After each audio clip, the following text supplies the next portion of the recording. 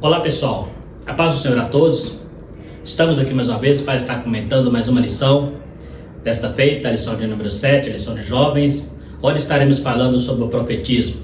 Fé para crer que Deus fala por meio de profecia. Você que está chegando agora no canal, quero convidar você a estar se inscrevendo no canal para estar nos ajudando, também compartilhando este vídeo. Se você gostar, dando o seu like e ativando o sininho para receber as próximas notificações.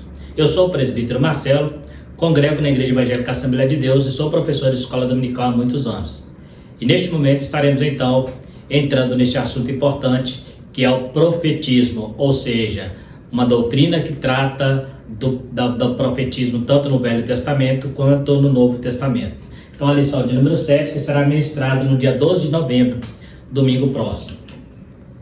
Então nós temos aqui o texto principal, mas o que profetiza fala aos homens para edificação, exortação e consolação. Então esta é a função da profecia. Ela tem a função de exortar, edificar e consolar. Segundo o apóstolo Paulo escreve em 1 Coríntios capítulo 14, versículo 3. As profecias são oráculos de Deus, que manifesta a sua vontade soberana para a humanidade. Então quando fala as profecias, está falando sobre a escritura sagrada, que é a profecia escrita, mas estaremos falando também sobre aquela profecia verbal, aquela que ainda acontece hoje na igreja através do dom espiritual, E também no Velho Testamento tínhamos profetas que eram profetas, mas não tinham escritos, Então eram profetas que profetizaram, mas não deixaram nada escrito. Então estaremos trabalhando um pouco sobre isso aí. A introdução. Estamos vivendo em uma sociedade que deseja desacreditar a fé cristã. Isso ocorre por meio de severos ataques às escrituras. Muitos erroneamente dizem que a Bíblia precisa ser atualizada para o nosso tempo, devido às recentes inquietações e demandas sociais. Mas cremos que a palavra de Deus é imutável, eterna, e seus preceitos são para os seres humanos de todos os tempos. Então eu fiz questão aqui de destacar, porque o comentarista ele foi cauteloso em dizer recentes inquietações, e demandas. É lógico que nós sabemos aqui que o pessoal que mais tem tentado questionar a doutrina, a palavra de Deus, é uma lição exclusiva, já estudamos na lição de adulto, que é o movimento LGBT. Alguns pastores, para apoiar essa prática, eles têm tentado desacreditar alguns versículos da Bíblia e estão até sugerindo que haja uma nova reinterpretação, e dizendo que a Bíblia está ultrapassada. Eles esquecem que a Bíblia foi escrita há mais de 2000 anos, mas foi a mente de Deus. Então Deus não envelhece, a mente de Deus sempre está fresquinha. Então o que Deus falou 2000 anos atrás não quer dizer que hoje não tem nenhum efeito, porque Deus conhece o futuro, mesmo antes que ele venha chegar, Deus já sabe o que vai acontecer. Então essas recentes inquietações é exatamente por causa desse grupo que tem tentado adentrar a igreja para viver ali na sua prática pecaminosa, e ao mesmo tempo querendo conciliar isso à fé cristã, Existem igrejas, inclusive, que já estão abraçando essa causa, pastores, que têm mudado o seu comportamento em relação a isso. Então, mas para eles fazerem isso, eles precisam reescrever, reinterpretar a Bíblia. Por quê? Porque a Bíblia condena as práticas pecaminosas, Então, eles vão tentar de todas as maneiras. Então, nós temos aqui, nesta lição, estudaremos a respeito do profetismo no Antigo Testamento, o dom de profecia, a responsabilidade da igreja como portadora da mensagem profética e princípios de interpretação das profecias bíblicas. Você verá que as profecias fazem parte da revelação de Deus, que Deus dá ao seu povo. Então nós temos aqui o profetismo no Antigo Testamento, o dom de profecia no Novo Testamento, e a igreja como portadora da mensagem profética e princípio de interpretação. Essa frase, que o comentário está falando como portador, está referindo às escrituras sagradas. A igreja tem em mãos a Bíblia Sagrada, que é a maior revelação. Inclusive, nenhuma profecia pode contradizer a escritura sagrada, que é a profecia mater, a profecia máxima do reino de Deus. Então, nenhuma profecia pode vir de encontro da profecia já revelada, inspirada pelo autor sagrado, que é o Espírito Santo. Então a gente precisa entender, se uma profecia ela for, né, levantar um profeta e ele falar algo que não condiz com as escrituras ou contradiz algo que está nas escrituras, esse profeta será mentiroso, né? A Bíblia diz que não deve nem respeitar tal profeta, né? Então vamos aqui mais um pouquinho. Profetas do Antigo Testamento, profetismo. Vamos iniciar o tópico fazendo algumas importantes indagações. Elas são importantes para que tenhamos uma compreensão melhor da técnica da lição, da temática da lição. Então vamos à primeira pergunta. Por que você sabe o que significa profetismo? Então essa é a primeira pergunta. O que é profetismo? Nós já damos a introdução aqui, é uma doutrina que estuda as profecias, né? Segundo teólogos, profetismo é um movimento que surgiu no século 8, antes de Cristo em Israel. Qual era o propósito desse movimento? Restaurar o monoteísmo hebreu, combatendo assim a idolatria como as consequências da fidelidade a Deus, denunciar e corrigir as injustiças sociais e acender a esperança messiânica do povo. Então, lá no século 8, começou a surgir, então, os profetas, né? E o comentarista ele vai deixar claro aqui que Moisés deu início ao profetismo lá no deserto, né? Mas o profetismo mesmo é quando começou ali através dos profetas ali de Juízes, né? E principalmente no período de reis, onde eles aparecem como até súditos dos reinos, né? Ali tanto de Israel quanto de Judá. Então o profetismo parte do século 8 exatamente pelo fato de começar ali nos reinados, onde os reis reinavam, né, sobre a nação, e ali tinha o sacerdote que cuidava da parte litúrgica, e tinha o profeta, que é aquele que trazia a revelação, né, de Deus para o homem. Então o sacerdote era aquele que levava as indagações do homem para Deus, e o profeta trazia a resposta de Deus para o homem. Então o profetismo surge lá no século 8, né? E o propósito dele era restaurar o monoteísmo, porque o povo caía na idolatria, levantar um profeta para combater. Temos casos, né? Profeta Elias, profeta Eliseu, o próprio Jeremias, Ezequiel e muitos outros que levantaram contra a idolatria. Então, combatendo assim a idolatria e como consequência da fidelidade de Deus, denunciar e corrigir a injustiça social e acender a esperança messiânica do povo.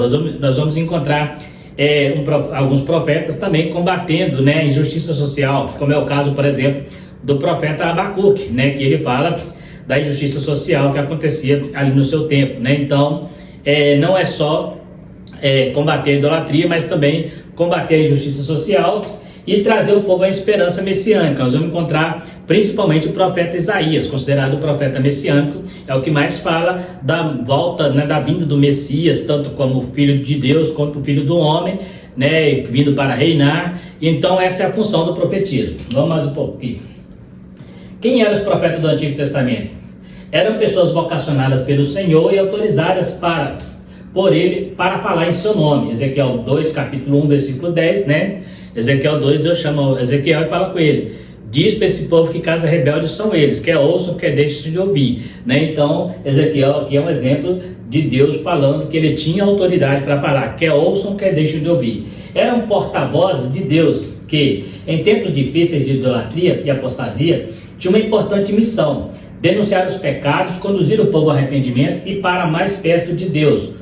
O profeta era o contrapeso entre a realeza e Deus. Então, nós vemos aqui que ele tinha importante missão, que era denunciar o pecado e conduzir o povo a Deus, né? Hoje nós temos profetas que não fazem denúncia ao pecado, muito pelo contrário, profetas amassageando egos, né? Profetas de hoje, né, uma boa parte deles, tem trazido só promessas, né? Mas não denuncia o pecado. Às vezes o pecado está muito aparente, né, mas o profeta ele só quer massagear o ego e levantando o orgulho das pessoas e levando as pessoas a não se arrepender dos seus pecados. Mas o profeta do Velho Testamento, ele tinha esse compromisso. É interessante que eles não queriam nem ser profetas e também não eram amigos, né? Eles não iam por amizade, eles não iam por emoções. Muitas vezes eles iam diante do rei, né? Muitas vezes eram perseguidos, mortos inclusive, por causa de falar, mas não deixavam de falar, denunciavam o pecado.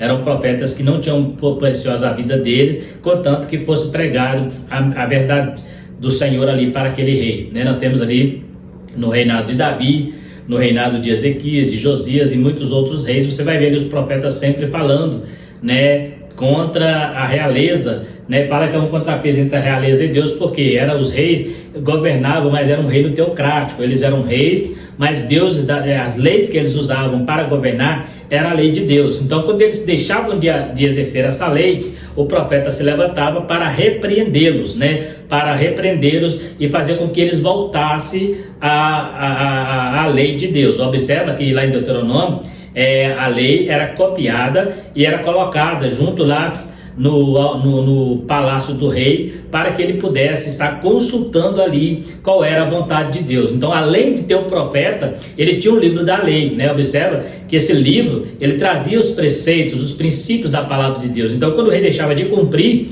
né? Quando o rei deixava de cumprir esta lei, aí o profeta se levantava para chamá-lo ao arrependimento e ao retorno às Escrituras.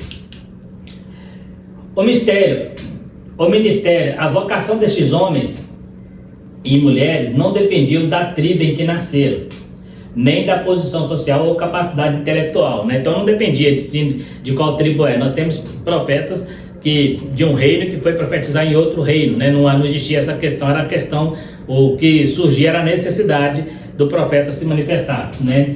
E nem em posição social, também não é escolhido pela sua posição, pelo seu status, e nem pela capacidade intelectual, né? Muitas vezes, alguns deles eram pessoas muito simples, muito leigas, né? Mas Deus os chamava e davam para eles uma revelação divina, né? Então não eram pessoas que eram escolhidas pelos seus dotes, né? Pelos seus dons, mas Deus dava a eles os dons, né? O profeta pode ser visto desde o início do povo hebreu. Nós temos lá em Gênesis 20, né? Números 11, Deuteronômio 34, eles serviam como verdadeiros canais de comunicação entre Deus e o seu povo. É interessante que nós falamos aqui sobre o profetismo. O verdadeiro profetismo começou no século 8, porém, quando você olha para as escrituras sagradas lá no Velho Testamento, o próprio Abraão já é chamado de profeta, né? Deus, quando o rei do Egito ali, né, pega sua esposa, né, porque ele fala que era irmã, assim, ó, devolve para ele, porque ele é profeta e rogará a Deus por ti. Então, lá no Velho Testamento, só que ele não era um profeta de realeza, ele não era um profeta que profetizava para alguém, ele era um profeta que estava trazendo uma revelação de Deus, muitas vezes ali dentro do seu contexto mesmo, né? Então ele era taxado de profeta porque tinha acesso a Deus, então sabia qual era a vontade de Deus.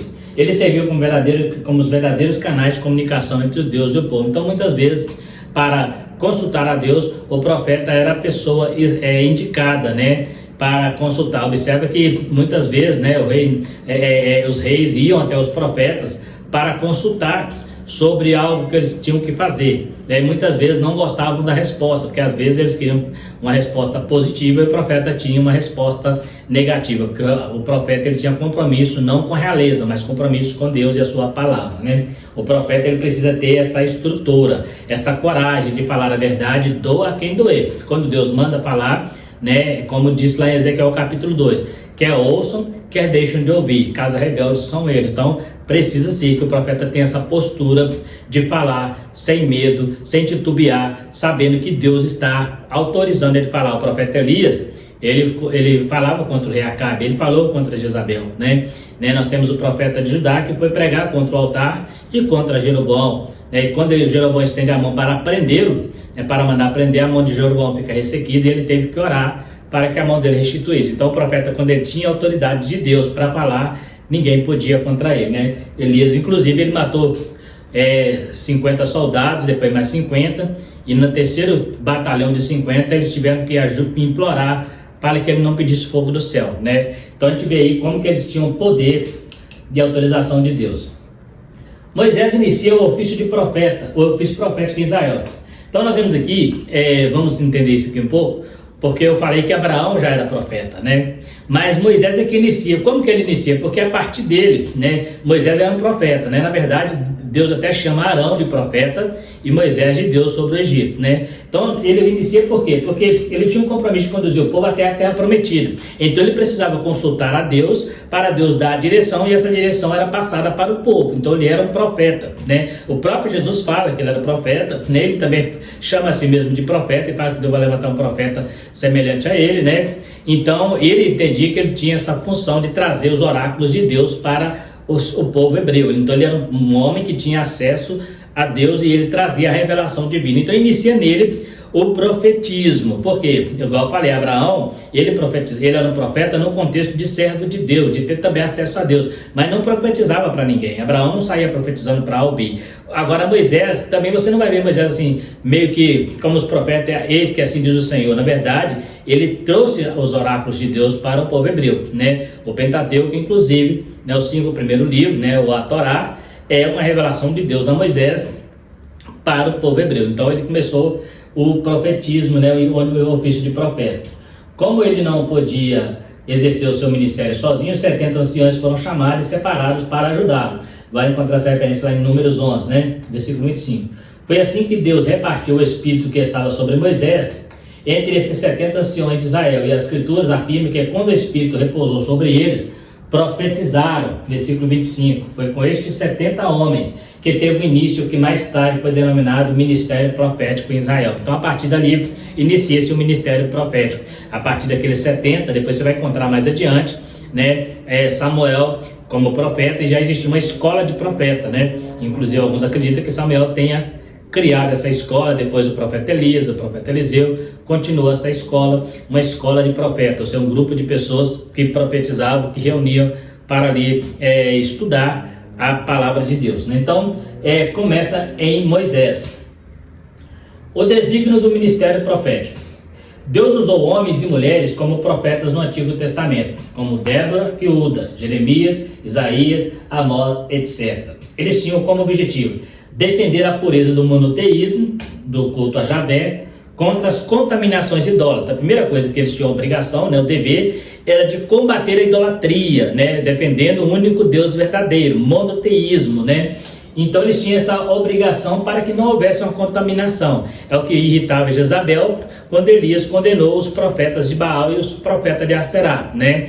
Ele falou, Deus que respondeu com fogo, este é Deus, para purificar. E o povo escolheu a ideia, abraçou a ideia de o Deus que respondesse com fogo, e o Deus de Elias responde com fogo. Então ali morrem 850 profetas idólatras, profetas de Baal e de Aserá, por causa de um desafio que foi feito com o profeta Elias. Então a gente vê aí que essa era a função dele, combater o monoteísmo, né, defender o monoteísmo contra as contaminações idólatras. Exortar o povo à santidade, né? Esse é fato, né? O profeta também tinha essa função de levar o povo à santidade. Combater as desordens sociais, principalmente a opressão contra os humildes, né? Falei sobre o profeta Abacuque. Opor-se ao formalismo religioso, demonstrando a necessidade de se ter um espírito sincero, né? Ou seja, um verdadeiro culto a Javé. Nós encontramos no profeta Ezequiel, um culto falso, né? Onde Ezequiel repreende, né? Você vai encontrar também em Malaquias, né? Eles estavam ignorando princípios básicos da oferta, né, ao Senhor, né? Então o profeta Malaquias veio para repreender, para levar o povo a trazer um culto de adoração sincera, né? Fala ainda, quando você oferece animal coxo, com defeito, oferece a teu príncipe, terá ele agrado de ti. Ou seja, estava oferecendo para Deus qualquer coisa, né? Não tinha sinceridade. Anunciar os justificativos de Deus em consequência dos pecados cometidos. Também está aí uma outra situação. Encontramos esse fato em vários profetas. O próprio Jeremias avisa sobre o cativeiro babilônico. Nós temos o profeta Natã, que repreende Davi, né? E assim você vai encontrar muitos profetas. O profeta Elias, né, fala sobre a morte de Acabe, a morte de Jezabel. Então eles também têm essa obrigação de levar as pessoas a anunciar o castigo para aquele que desobedece a palavra. E oferecer a perspectiva de um futuro melhor. Nós temos aqui Isaías 53 falando de Jesus, né, uma passagem muito conhecida, e Isaías 66 onde fala do Messias, né, 65 e 66 fala da restauração de Israel, né? Então ele tinha aquela função também de levar o povo à esperança, para aquele que cresce em Deus, que permanecesse fiel. O profeta também tinha essa permissão de Deus para levar também a alegria, né, a esperança, né, a paz dessas pessoas. Então era a função do profeta também, não era só ficar dando pedrada, né, e também não era só ficar profetizando bênção, igual tem profeta que só profetiza bênção, né? Então Agora vamos aqui. Agora nós falamos um pouco sobre o profetismo no Velho Testamento, como é que funcionava, né? Lógico que tem muito mais coisa que poderíamos falar aqui, mas para ficarmos dentro do tema da lição, não vamos entrar em detalhes, né? Mas existe muito mais coisa que poderia ser falado no Velho Testamento, sobre profetas que não falaram o que Deus mandou, né? Profetas que fugiram, como Jonas, né? Profeta de Judá que desobedeceu a ordem de voltar pelo mesmo caminho, né? E assim tem outros profetas, né? Profeta Elias, que se escondeu na caverna. Então poderíamos falar muita coisa sobre o profeta, né? Mas vamos nos ater agora ao Novo Testamento. As Escrituras Sagradas afirmam que Jesus foi o profeta por excelência. Segundo Lucas, ele foi o grande profeta.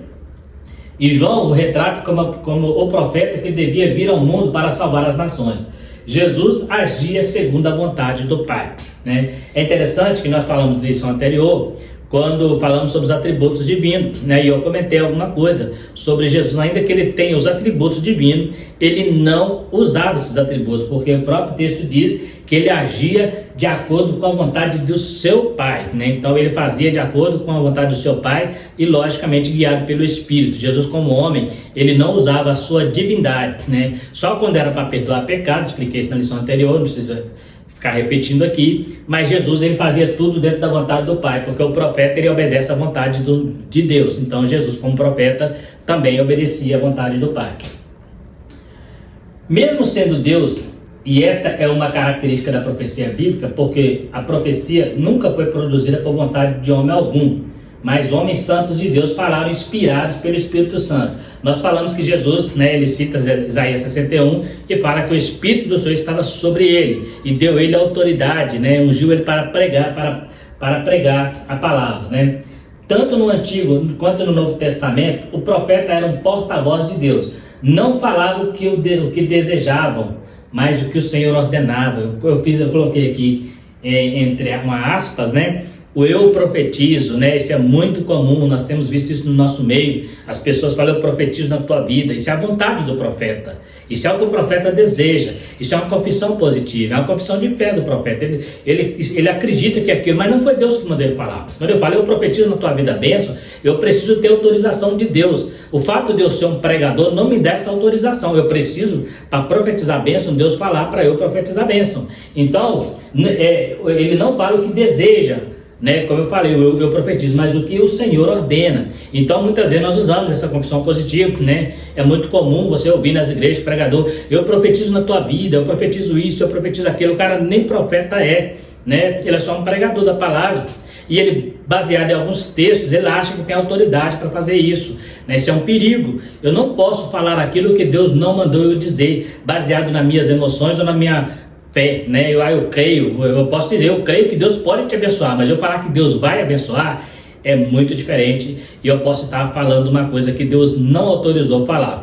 Observa que Natan, ele falou para Davi, faz o que está no teu coração, que o Senhor é contigo. Deus falou, não, eu não autorizei ele fazer isso. Então é interessante, quem vai fazer o templo não é Davi, é o filho dele, volta lá e conserta. Então observa que o profeta não faz nada dentro da vontade dele. O que Jonas queria? Que Deus matasse o ninivita, mas Deus lutou com Jonas para mostrar para Jonas que a vontade de Deus é que tem que prevalecer. Então esse negócio de eu profetizo na tua vida, eu declaro isso, nós não podemos, né? Eu vejo muita gente fazendo isso sem base teológica, sem base bíblica, né? Então a gente precisa corrigir esses erros. São erros teológicos gravíssimos. Você profetiza na vida de alguém, eu profetizo que o Senhor vai te abençoar, a pessoa vai para casa acreditando naquilo e dá errado. Aí o que ele vai falar? Ele não vai acreditar mais no profeta, porque você profetizou que ia dar certo. Aí quando não acontece, ele fala assim, porque ele não acreditou. Quando Deus dá a ordem, não precisa de mais fé.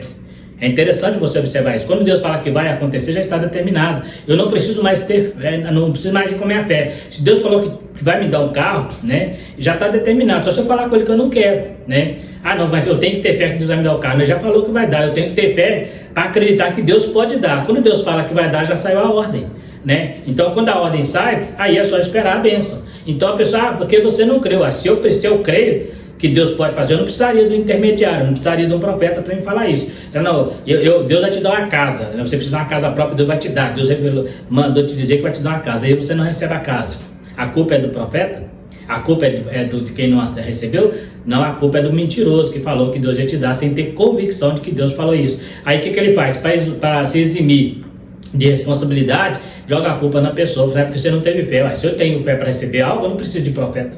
Na verdade, a profecia ela nasce de uma dúvida. A profecia nasce de uma situação em que a pessoa está desacreditando. A maioria das vezes o profeta veio porque a pessoa não está acreditando em algo. Então, ele já está sem fé. Então, o profeta vem para aumentar a fé dele, não para colocar ele contra a parede e falar, você não recebeu porque você não tem fé. Então grave isso, o profeta só aparece quando você deixa de ouvir Deus. Então Deus levanta o profeta para falar com você. Lembra que eu falei que quando eles paravam de ler as escrituras, paravam de seguir a Bíblia, Deus levantava profetas para chamá-los de volta às escrituras, né? Ezequiel, eles estavam lá fazendo abominações e falavam que o Senhor não os via, né? Eles esqueceram que Deus era onisciente. Deus levanta então Ezequiel para repreendê-los. Então presta atenção, o profeta só vai existir, só vai aparecer quando você estiver precisando de algo e que você não está conseguindo ouvir Deus diretamente. Então Deus vai usar um porta-voz para falar com você. Quando a fé está faltando, né, muitas das vezes você vai receber. Então pode observar, quando ele vem para exortar, porque você está errado. Quando ele vem para consolar, porque você está desconsolado, né? Você precisa de um consolo e você não está tendo esperança, então precisa que ele te console. E quando ele vem para edificar, quando você acha que está derrotado, né? Então ele vem para te levantar. Então os profetas fazem surgir só nessas condições. Então esse eu profetizo, se alguém falar isso com você, não aceite, né? Não aceite. Eu profetizo que Deus vai fazer isso na tua vida. Pergunta para essa pessoa, Deus mandou você dizer isso? Ou você está falando baseado na sua fé ou nas suas convicções pessoais? O profeta não fala o que deseja, ele fala o que Deus manda dizer. O dom de profecia. O dom de profecia é diferente do ministério profético. Isso aqui é importante, por quê? Porque no Velho Testamento nós tínhamos o ministério profético. Qual era o ministério profético? Melhor dizer, nós tínhamos ofício profético. O profeta era um ofício, né? Então o profeta não tinha opção de dizer não, né? Quando Deus chamava para profeta, eles titubeavam para não ir, Deus falava, não, você vai. Olha Jonas, o que Deus fez com Jonas. Jonas tentou fugir, mas Deus mandou, ele teve que ir. O profeta Isaías, eu sou criança, não importa, vou colocar a palavra na tua boca, né? Então Ezequiel, quando estava lá, Deus, põe-te em pé, eu falarei contigo. Então o profeta no Velho Testamento, ele não tinha opção de dizer não. Era mais fácil Deus matar um profeta do que ele não aceitar ser o profeta de Deus. E a mesma coisa era o sacerdote, também era um ofício, inclusive tinha até uma linhagem aônica, né? Então, mas no Novo Testamento isso muda um pouco. Então o dom é uma manifestação momentânea e sobrenatural do Espírito Santo, como um dos dons espirituais prometidos em Joel 2:28. Então a diferença do dom e ministério, né? E ministério é essa aí. O ministério é um ofício que a pessoa recebe, né? Apesar de que nós temos aqui os dons ministeriais, Efésios capítulo 4, versículo 11, mas não vamos entrar muito em detalhe, mas ali fala também do profeta, do pastor, né? Ali entra como ministério, profeta, aquele que tem a palavra profética, aquele que tem a palavra, muitas vezes não é uma palavra revelada, mas uma palavra profética, então ele recebe um ministério profético, Deus revela para ele através das escrituras. O ministério profético, né? Então o dom é diferente. A profecia, assim, como todos os dons, segundo Paulo, em suas cartas aos Efésios, tem a finalidade, o aperfeiçoamento dos santos e a edificação do corpo de Cristo. Então essa é a finalidade da profecia, edificar e aperfeiçoar. É importante ressaltar que o dom de profecia neste tempo não é infalível, o profeta que não é. Logo, a profecia deve ser corrigida e julgada. E fale 2 ou 3 e outros julguem. Por que eu destaquei aqui? Porque o comentarista falou que a profecia não é infalível. Na verdade, a profecia, a profecia, quando o profeta fala, o profeta pode errar, né? Agora a profecia não, a profecia ela é infalível sim. O profeta que pode estar falando algo que Deus não mandou, né? Então, só para ter essa pequena correção, então é importante ressaltar que o dom de profecia, presta atenção, o dom de profecia neste tempo não é infalível, né? Ou seja, ele está dizendo que o dom de profecia é falível, então isso é perigoso. Eu estou dizendo que um dom de Deus pode falhar. Aí vamos corrigir, não é o dom que é infalível, é o profeta que pode estar falando da carne. Mas se ele estiver falando de Deus, é infalível sim, né? Então, que o dom nesse tempo não é infalível, logo a profecia deve ser corrigida e julgada. Não é a profecia, o profeta, né? A profecia sim, porque você vai analisar o que o profeta está dizendo e vai comparar com as escrituras sagradas ou com o contexto cristão, né? Para ver se realmente tem sentido o que está sendo dito. Fale 2 ou 3 e os outros julguem. Julgar quem? O que o profeta está falando. Por quê? É pela palavra. Lá em Levítico fala que se o profeta falar algo que Deus não mandou, né, tem esse profeta como anátema. Então presta atenção, você julga o que o profeta está falando porque ele é falível, o homem é falível, mas a profecia não. O dom de Deus é infalível. Quando Deus, o dom de profecia, ele é infalível. Que não é infalível é quem pode estar dizendo ele, quem pode estar falando. Lembra que eu citei o caso de Natan? Ele era um profeta de Deus, ele era um homem que falava a verdade, ele era um profeta, mas teve um momento que ele falou uma coisa que Deus não mandou dizer. Então, quem que falhou? As profecias que ele falou antes? Não, as profecias que ele falou era infalível, mas aquela ali que ele falou partiu do coração dele, não era Deus falando. Então, quando Deus não fala, aí sim há falhas na profecia. Quando é Deus que não está falando, o homem fala besteira mesmo, mas quando Deus fala, ela é infalível, né? Só para corrigir essa questão aí, né? A igreja como voz profética. O profetismo, como conhecemos no Antigo Testamento, findou-se com João Batista, né? O profetismo, aquele ofício de profeta, né? A pessoa nascia para ser profeta e ficava como profeta até morrer, ele não tinha opção de dizer não. Então a Bíblia diz que findou com João Batista, mas os dons são concedidos à igreja pelo Espírito Santo. Podemos afirmar que a igreja possui uma mensagem profética, anunciar a Cristo, evangelizar e ensinar, discipular, até que Cristo venha. Deus nunca deixa de falar com o seu povo e ele continua falando conosco. Mas será que estamos atentos à sua voz? Será que queremos realmente ouvir o que o Mestre tem para nós? Então, nós, a igreja, temos os oráculos de Deus, que é a palavra, né? A maior profecia. Hoje tem gente trocando a palavra por profetas, né? Presta atenção, o profeta, ele não tem inspiração, né? O homem, ele é falho, mas a palavra de Deus, ela é inspirada, então ela é infalível, né? O profeta, acabamos de dizer aqui, o profeta pode falhar, ele pode falar algo sem ter inspiração divina, mas a palavra de Deus, ela é divinamente inspirada. Então essa é a nossa maior profecia, a palavra de Deus. Precisamos entender isso. Então nenhuma profecia é superior às escrituras sagradas, nenhuma profecia pode contradizer a escritura sagrada. E nenhuma profecia pode estar também paralelo à escritura sagrada. A escritura sagrada sempre será a maior profecia revelada ao homem e está nas mãos da igreja pregar esta palavra com verdade e sinceridade, né? Então, mas será que queremos ouvir a voz, né? Será que realmente queremos? Uma certa feita, uma irmã, tinha uma pessoa profetizando na igreja e uma irmã falou comigo: eu queria tanto que Deus falasse comigo, e eu peguei a Bíblia e mostrei para ela, né? Muitas vezes nós queremos que Deus fale através do profeta, e você tem 31 mil versículos na sua mão falando com você todos os dias. Só você abrir que Deus vai falar com você ali. E muitas vezes o que Deus fala ali é muito mais poderoso do que o que um profeta, esses profetizadores aí vão falar, que muitas vezes a maioria é um bando de mentirosos tentando amassajar ego e ocultando pecados, né, para ganhar prestígio, né? Hoje temos aí profetas do Evangelho Coach, né? Você chega na igreja e você é o centro de tudo, né? Você é o centro, tudo vai dar certo. Se você crê, é como se Deus fosse o teu escravo, né? O nosso servo. Então eu posso determinar, né? E não existe confronto, né? Parece que a pessoa chega na igreja, é tudo perfeito, né? O Evangelho Coach, infelizmente, tem trazido essa mensagem, né, negativa para as pessoas, uma mensagem de confronto,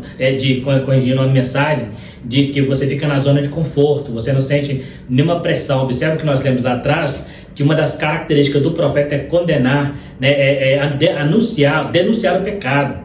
Uma das características do profeta é denunciar o pecado, levar o povo ao arrependimento. Mas os profetas de hoje, o que eles fazem? A pessoa está cheia de pecado, a pessoa está cheia de defeito, ele está falando que ele está bem, que Deus vai abençoar ele, que Deus vai fazer aquilo, que Deus vai fazer aquilo outro, e a pessoa fica acreditando. Na verdade, Deus está lá do céu, né, como diz, né? Eu não mandei dizer nada disso. Na verdade, essa pessoa, eu não tenho compromisso com ela porque ela não segue a minha palavra, porque ela não me obedece, ela não obedece a palavra. Será que queremos realmente ouvir o que o Mestre tem para nós? Muitas vezes nós achamos que ele vai falar: vinde bendito do meu Pai, né? E para muitos ele vai dizer: apartai-vos de mim, vocês que praticam iniquidade. Mas ele nos chama, né, para o arrependimento, nos chama para estar com ele e ouvir a tua voz. E lá em Apocalipse diz: quem tem ouvidos, ouça o que o Espírito diz à igreja, né? Então é interessante nós termos isso em mente, entendendo a profecia bíblica. Princípio de interpretação, isso aqui também é importante. Você sabe o que significa hermenêutica? Ela é a disciplina que investiga o princípio da interpretação das escrituras sagradas. Então, hermenêutica é aquela técnica, né, aquela teoria que você usa para interpretar o texto. Você vai pegar um versículo e você vai estudar esse versículo e você vai olhar esse versículo, o que ele está dizendo no período que ele foi escrito, o que o autor tinha em mente quando escreveu aquele texto, mesmo que ele foi inspirado por Deus, qual era o contexto da época, né? Qual era o costume da época, né? Qual era a cultura. Tudo isso vai ser levado em conta para você entender o que realmente o texto traz, né, no seu bojo, antes de trazer uma mensagem final. Então isso é hermenêutica, é você examinar o texto, né?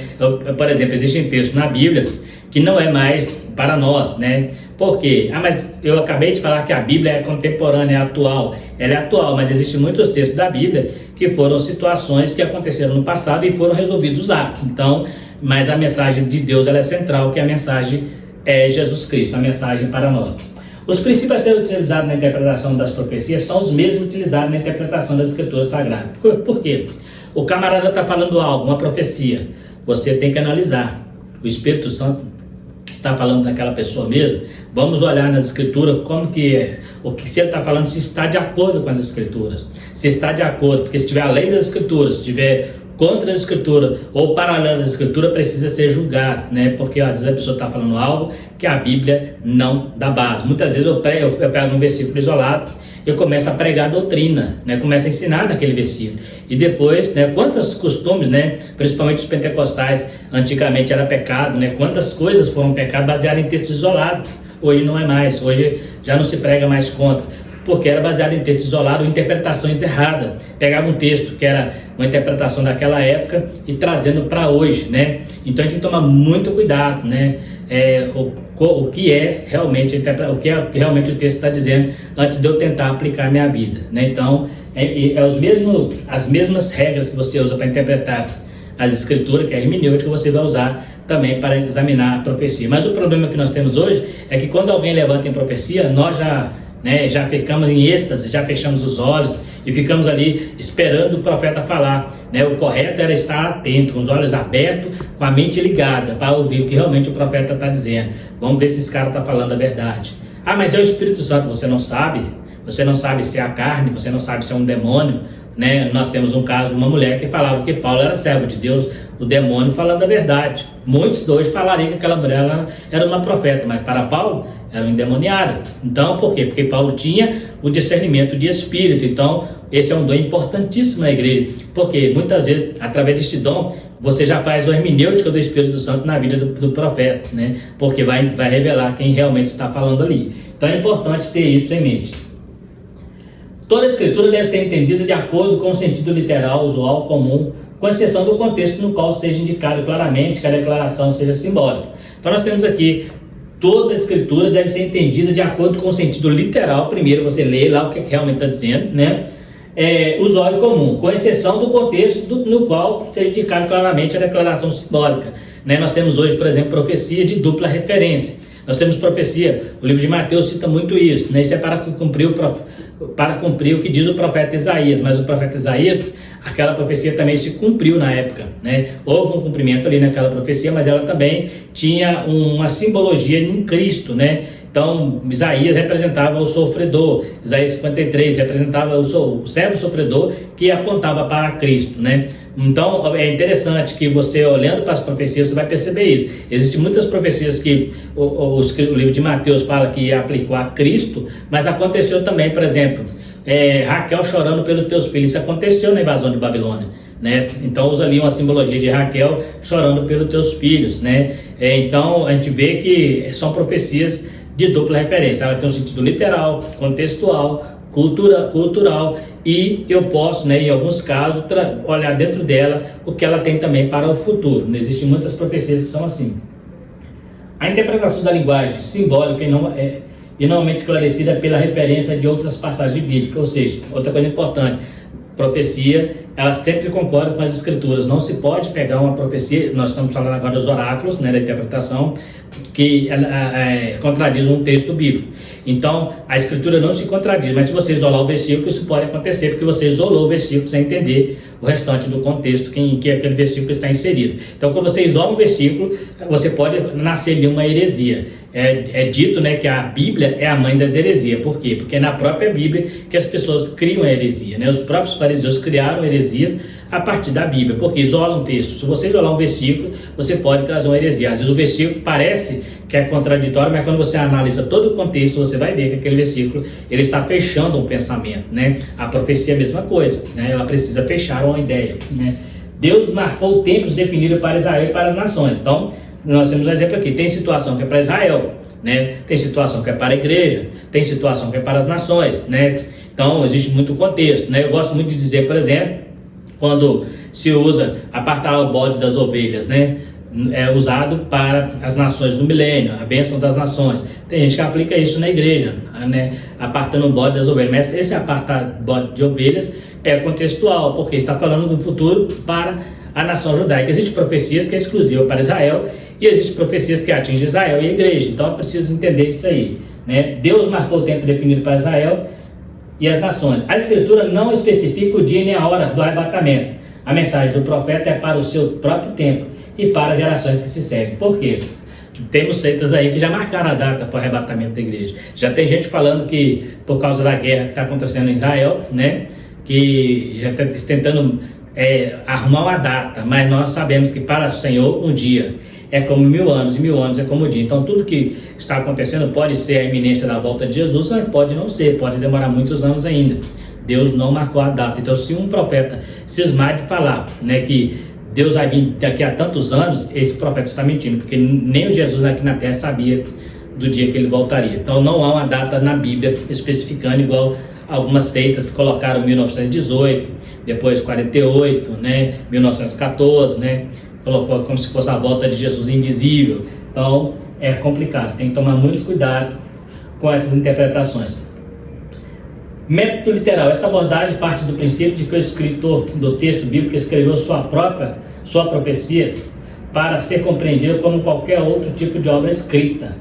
O método literal não ignora o fato de que a profecia possui símbolos e figuras de linguagem. No entanto, os interpreta com a indicação de uma verdade literal. Então, ou seja, literal porque quando, por exemplo, muita coisa que os profetas ouviram no passado, que hoje nós entendemos, na época eles não entendiam, eles só falaram, não sabiam realmente o que seria aquilo, né? Então eles tinham uma visão meio que ofuscada em relação ao que eles estavam falando, né? Então muitas vezes aquelas revelações que eles tinham, né, que hoje aos poucos foi desvendando, né? Observa que Daniel, Deus manda selar a visão. Em Apocalipse, Deus manda não cele a visão. Então muita coisa que Daniel falou, que era incompreensível, nós começamos a compreender a partir do Apocalipse. O próprio João, que estava na ilha de Patmos, com certeza muita coisa que ele falou, ele não entendia. Mas hoje nós conseguimos aos poucos, né? Ainda existe muito mistério, né, no livro de Apocalipse, mas uma boa parte nós já conseguimos compreender, porque o próprio apóstolo Paulo, inclusive, também trouxe para nós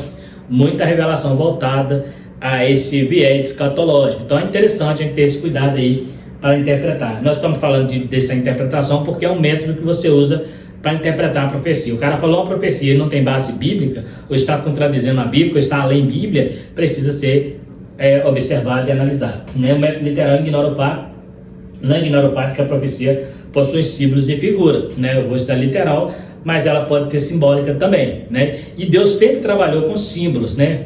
Deus no início, Deus sempre usou símbolos para falar ao homem. Então é importante nós termos isso em mente. O problema do método pós-moderno. Aqui nós temos o problema que nós falamos lá atrás. Como base em discussões filosóficas e literárias, muitos propõem uma leitura bíblica que inicialmente pode ser muito interessante, a saber, a proposta de dar um novo significado ao texto para questões de nosso tempo. O camarada fala assim, não, mas na época de Isaías, ele não tinha isso, então hoje como tem, nós precisamos reavaliar essa interpretação, precisamos reinterpretar, e aí que nasce o perigo, eu tentar reinterpretar algo baseado no meu contexto atual. Lembra que eu falei que mesmo que foi escrita 2000 anos atrás, a mente de Deus é a mesma de hoje. Então Deus sabia, nada que acontece hoje é surpresa para Deus, né? O problema é que nesse caminho está o questionamento da autoridade do texto, a sua inspiração e insuficiência. Cremos que toda a Escritura é inspirada para ensinar e que Deus se revela ao homem mediante a profecia que estão na sua palavra. Então, esse é o perigo. Quando eu começo a tentar adaptar, em vez de eu me adaptar à Bíblia, eu querer que a Bíblia se adapte a mim, eu vou trazer um problema de questionar a autoridade das Escrituras. Já existem teólogos por aí que questionam textos bíblicos, que questionam até livros inteiros da Bíblia, né? Nós temos teólogos aí que condenam praticamente quase todo o livro de Mateus, né? Baseado em comentários de Papias, né? Que foi um dos hereges da igreja primitiva, lá do primeiro século, que começou a questionar algumas coisas do livro de Mateus. Então tem teólogo baseado nisso aí, teologia contemporânea, né? Temos a teologia contemporânea, falando sobre isso aí em lições anteriores, lição de adultos, sobre a teologia progressista, que tenta dar uma ressignificação à palavra de Deus para adaptar a nossa era, né? Então é muito perigoso e nós podemos estar tirando a autoridade das Escrituras Sagradas e até mesmo a sua inspiração, né? Toda Escritura é inspirada e não apenas parte dela. O pentecostalismo tem, ao longo dos anos, contribuído para uma forma de leitura bíblica correta. Sem a ação do Espírito Santo, não conseguimos ter uma compreensão e nem fazer uma hermenêutica correta de nenhuma parte das Escrituras Sagradas. Cremos que na atuação do Consolador, para nos ajudar a entender os textos bíblicos e também usar pessoas em nosso tempo como profetas em nome do Senhor. Então aqui o comentarista, como diz, né, ele falou sobre os pentecostais somos nós, mas precisamos ter cuidado para não achar que nós somos os únicos que podemos interpretar a Bíblia, né? Existem pessoas que não são do viés pentecostal, mas interpretam a Bíblia muito bem. Tem que tomar muito cuidado para não trazer isso para nós, porque interpretar a Bíblia não é um dom espiritual, presta atenção. O pentecostalismo, o que traz para nós o pentecostalismo é ter o dom espiritual, os dons espirituais, o batismo, mas existe a possibilidade da pessoa conseguir entender pelo Espírito Santo mesmo não sendo batizado, senão eu diria que a pessoa que não é batizada não queria entender a mensagem, né? É evidente que quando você busca essa presença do Espírito Santo, né, o que difere do Pentecoste para um reformado, por exemplo, é a continuidade dos dons espirituais. Mas em tratando de Espírito Santo é complicado a gente ficar falando que só nós, né, que temos, né, a doutrina, que é só nós que podemos interpretar, porque nós temos o Espírito Santo como se eles não tivessem. Isso é muito perigoso.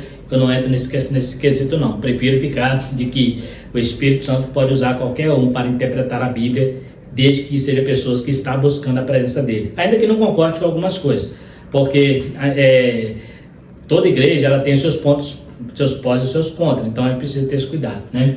Então, mas o Pentecoste realmente, a partir do derramamento do Espírito Santo, nós entendemos uma parte que não era ensinada nas igrejas históricas. O derramamento não era experiência para eles, para nós passou a ser experiência, e a partir daí nós começamos a entender um pouco mais. Detalhe importante, surgiu também muita molecagem no meio pentecostal, muita meninice, muito pregador de reteté fazendo bagunça com o pentecostalismo. Existem pregadores por aí, e não vou longe, na nossa própria igreja, a Assembleia de Deus tem muitos pregadores que estão fazendo movimento, show, molecagem em cima de púlpito em nome do Espírito Santo, e muitas vezes isso não é movimento espiritual. O Espírito Santo não expõe ninguém ao ridículo, né? Se você for na internet, você vai ver pastores, né? Há pouco tempo mostrou um pastor que subiram num pilar e dando bicada no pilar como se fosse um pica-pau. O Espírito Santo não faz uma coisa dessa, ele não põe ninguém ao ridículo, né? O Espírito Santo não é comediante, então é preciso ter esse cuidado. Então, da mesma maneira que nós temos o dom do Espírito para revelar, para interpretar a Bíblia, existem pessoas brincando com ele também, fazendo um monte de molecagem, né? Pastores em cima do púlpito, quebrando o púlpito, pulando, fazendo um monte de coisas que o Espírito Santo não tem nada a ver com o movimento, né? Tem a ver com meninice, precisa crescer, né? Então, a gente precisa ter esse cuidado aí. Alguns métodos de interpretação, como por exemplo o pós-moderno, dá ao leitor a autoridade de decidir o significado do texto. Ou seja, no movimento pós-moderno eu decido se o texto é daquele jeito ou não, né? Isso pode até ser muito interessante para uma obra de ficção, um romance, mas não se tratando do texto bíblico, que é a nossa regra de fé e prática. Se cada leitor deu o seu próprio significado ao texto, teremos tantos significados quantos forem os leitores. Daí, para a incoerência ou erro é um salto. Na verdade, já cai no erro mesmo, né? Se você começar cada qual a interpretar a sua maneira, não precisaria nem de pastor, né? Já tem gente que fala que não precisa de ler Bíblia, que na hora Deus revela. Né? Tem igrejas que é assim, você não precisa de preparar o texto, que Deus revela. Né? Se Deus revela, para que então que eu vou lá na igreja? Deus pode revelar para mim e na minha casa. Então, é incoerente, né? É inconsistente com a doutrina. Se Deus levanta profeta, eu não sou profeta, mas eu posso ir lá para ouvir o profeta falar. Eu posso ir lá ouvir o pregador falar. Agora, se eu falar que eu não preciso que Deus me revela, né? Ou o pregador também, então eu não preciso ir na igreja, né? O caracol fica na sua casa e quando Deus quiser falar, fala com o caracol, entende? Então é muito importante nós entendermos que para isso Deus separou Deus colocou na igreja pastores, a outros evangelistas, a outros doutores, a outros profetas. Então observa que existe sim esse ministério na igreja. Deus deseja o crescimento de sua igreja e a edificação dos santos. E para isso, ele continua usando os seus profetas. No entanto, toda profecia na atualidade deve ser submetida ao crivo da Sagrada Escritura. Creio que Deus nos ama e deseja comunicar conosco mediante a sua inerrante palavra, que é eterna, que não precisa e jamais precisará de nenhum tipo de reforma ou atualização. Então nós vemos aí que a Bíblia sempre será a nossa maior profecia, ela não precisa de reforma, não precisa ser atualizada, é atualíssima porque é a mente do Espírito Santo que está conosco desde a fundação do mundo, está conosco hoje, é onisciente, não está preso a tempo, nada o surpreende. Então a Bíblia é a nossa maior revelação, né? Muitas vezes Deus pode usar até pessoas que não são crentes para falar algo, né? Deus pode, ele usou Balaão, que não era um profeta, ele não era servo de Deus, ele era um feiticeiro, mas quando ele foi falar contra Israel, Deus interviu e disse, não, você não vai falar, não vou deixar você falar, e colocou a palavra na boca dele, mas Balaão não era um servo de Deus, ele não servia a Deus. Então é importante nós entendermos isso aí. Deus usou inclusive a própria jumenta, que é um animal irracional, para falar com ele. Então observa como que Deus trabalha, né? Deus pode fazer muitas coisas, né? E quem somos nós para questionar os oráculos de Deus, que é a sua santa palavra. Então precisamos entender que a palavra de Deus é a maior profecia que nós temos hoje em mãos, né? Então existem os ministérios proféticos, existe o dom da profecia, mas a maior continua sendo a palavra de Deus. No mais, quero agradecer a você que ficou comigo até o final do vídeo. Muito obrigado pela sua estar conosco aqui. Quero convidar você a estar se inscrevendo no canal, se você ainda não é inscrito. Estar compartilhando se você gostou, né, dando seu like e também ativando o sininho para receber as próximas notificações. E se você tiver alguma dúvida ou discordar de algo, também poderá estar falando conosco nos comentários. No mais, fiquem todos com Deus e até a próxima lição, querendo Deus.